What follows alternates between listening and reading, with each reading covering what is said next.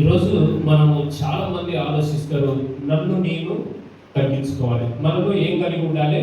తగ్గింపు జీవితం కలిగి ఉండాలి.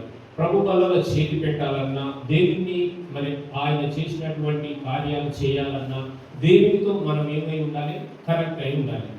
తర్వాత ఏం చేయాలి? మొదటిది తగ్గించుకొని ఉండాలి, రెండవది కరెక్ట్ అయి ఉండాలి, ఆ తర్వాత ఆయనలో మనం ఆయన జీవించినట్టుగా మనం జీవించాలి.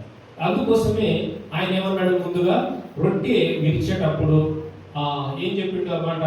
కైప వారికి వాళ్ళ ఇంటికి వెళ్ళినప్పుడు చనిపోయిండు. కైప అక్కడ ఉన్నాడు, ఆయన దారి బట్టి పోతూ ఉన్నాడు, ఆ దారిలో నడుస్తూ ఉన్నాడు. ఆ దారిలో నడుస్తూ ఉన్నప్పుడు ఆయన ఎవరో గుర్తుపట్టలే, ఆయన ఎవరో ఎరగలే. అది సాధారణమైనటువంటి ఊరులాగా, ఒక బాటసారిలాగా ఆయన ఎంటబడి ఈయన వెళ్తున్నప్పుడు, అక్కడికి వెళ్ళిన తర్వాత అన్ని మాట్లాడుకుంటున్నప్పుడు, అయ్యో ఈ విషయాలన్నీ కూడా ఎవరోనయ్యా, అయ్యా ఏం జరిగింది, మీరిద్దరు భార్య భర్తలు కలిసి మీరు మాట్లాడుకున్నటువంటిది ఏంటి అని తెలియనట్టుగా అడిగినప్పుడు వాళ్ళు ఆయనతో అన్నారు, ఏమోనయ్యా మావాడే, మా ఒంటరికే, మాకు తెలిసిన వాడే ఈ మధ్యన ఒక్కసారిగా అద్భుత ఆశ్చర్య కార్యాలు చేసిండు. చేసిన వెంటనే ఆయనను ఈ రోమ్ సామ్రాజ్యం తీసుకొచ్చి ఒక్కసారిగా సిలువ వేసి చంపింది. మేము ఏమి చేయాలో అర్థమైతలేదు. మేము కృతజ్ఞత కూడికనా లేదా జ్ఞాపకర్త కూడికనా ఏది జరపాలన్నా మాకు కష్టంగా ఉంది అని మేము ఆలోచిస్తూ ఉన్నామని ఆయనతో చెప్తున్నప్పుడు, సరాసరి ఆ ఇంటికి వెళ్ళినప్పుడు ఆయన ఆ ఇంట్లో కూర్చొని వాళ్ళ మధ్యన వంట చేస్తున్నప్పుడు, ఆమె వంట చేసి తీసుకొని వచ్చి వారి మధ్యన పెట్టినప్పుడు ఆ రొట్టెను తీసి ఇలా ఇరిసినప్పుడు ఆ మధ్యలో ఉన్న గాయాలు చూసినట్ట. హల్లెలూయా, హల్లెలూయా.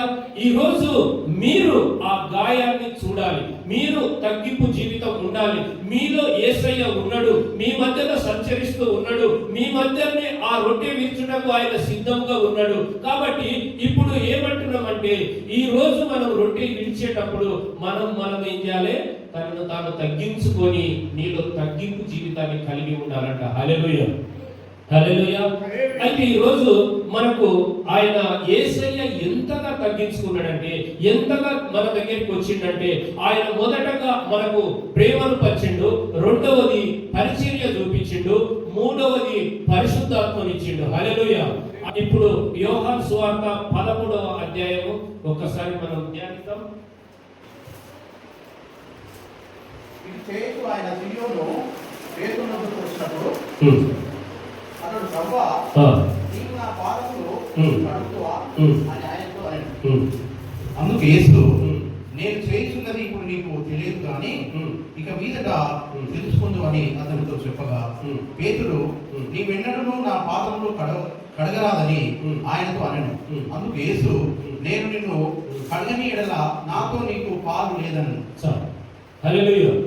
ఆయన ఎక్కడికి వచ్చిండు? శిష్యుల అందరినీ ఆయన భోజనం చేస్తూ బంతిలో కూర్చున్నాడు. ఆ బంతిలో కూర్చున్న తర్వాత కూర్చున్నవాడు వెంటనే లేచి ఆయన శిష్యుల దగ్గరికి వచ్చి వాళ్ళ పాదాలు తీసి వాళ్ళ పాదాలను కడిగి ఆ పాదాలను ఆయన దగ్గర ఉన్న టవల్తో తుడిచి ఆయన ఏం చేసిండు? వాళ్ళను ఆయన తగ్గింపు జీవితాన్ని చూయించిండు. హల్లెలూయా. ఆయన మొదట గురువు, ఆ తర్వాత ఏమైంది? ఆయన బానిస అయ్యిండు. హల్లెలూయా. ఆయన మొదట గురువు, ఆ తర్వాత బానిస అయ్యిండు, ఆ తర్వాత ఇంకేం చేసిండు? ఆ బానిస అయిన తర్వాత ఇంకొకటి మన ముందు వచ్చిండు. హల్లెలూయా. ఆయన బానిస దేనికి అయ్యిండు? రోడ్ల మీద కొరడాలతోని కొడుతూ, రోడ్ల మీద కొరడాలతోని కొట్టించుకుంటూ, రోడ్ల మీదనే ఆయనను తన్నుకుంటూ, ఆయనకు ముండ్ల కిరీటం ధరించి, ఆయనను కొరడ దెబ్బలు కొట్టి, ఆయనను సిలువ ఎక్కించేటప్పటికి ఆయన మన కోసం బానిసగా మారిండు. హల్లెలూయా, హల్లెలూయా, హల్లెలూయా. మొదటగా ఆయన మనిషి, ఆ తర్వాత బానిస, ఆ తర్వాత మనకి ఇచ్చినటువంటిది ఏంటంటే పరిశుద్ధాత్మ. హల్లెలూయా, హల్లెలూయా. ఆయన భోజనం చేస్తూ మన దగ్గరికి లేచి వచ్చి మన పాదాలను శుభ్రం చేసి పాదాలను కడిగి ఆ తర్వాత ఆయన తగ్గింపు జీవితాన్ని చూపించి, మీరు ఈ విధంగా మీ సంఘ పెద్దలను, మీ సంఘస్థులను, నా కుటుంబ మెంబర్లను, నా వాళ్ళను అందరినీ మీరు ఈ విధంగా మీరు నా పరిచర్యను మీరు కొనసాగించండి, నా పరిచర్యను ఈ విధంగా చూడండి. ఇందులో ఎవరు గొప్ప కాదు, ఇందులో ఎవరు మెప్పు కాదు, ఎవరు అగ్రస్థానముగా లేరు, ఎవరు కింది స్థానముగా లేరు. ఒకవేళ మీరు ఉన్నట్టయితే నా జీవితము లాగా నన్ను నేను తగ్గించుకున్నట్టుగా మీరు కూడా తగ్గించుకొని లోబడి ఈ విధంగా బ్రతకండి అన్నాడు. హల్లెలూయా. ఈరోజు మరి చాలా మంది ఉన్నారా? అలాంటి వాళ్ళు ఎవరైనా ఉన్నారా? లేరు. ఫస్ట్ పోస్టర్లో ఆయన ఫోటో లేకుంటే కోపమే, సంఘముల పాట పాడనీయకుంటే కోపమే, ఆయనను స్టేజ్ మీదకి పిలవకుంటే కోపమే, ఆయన సభలలో మాట్లాడనీయకపోతే కోపమే, ఆయన ఎక్కడన్నా ఆ సంఘస్థులు అందరూ కలిసి ఆయన కనబడ్డప్పుడు అయ్యా అని తల వచ్చి నమస్కరించకపోతే కోపమే.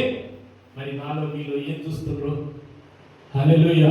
ఆయన అంటుడు ఒకే ఒక మాట ఏమన్నాడు, మీరు ఆ విధంగా తగ్గించుకొని ఆ విధంగా తగ్గింపు జీవితానికి లోపడితే మీరు నా శిష్యులు అవుతారు, లేకపోతే కాదు. హల్లెలూయా.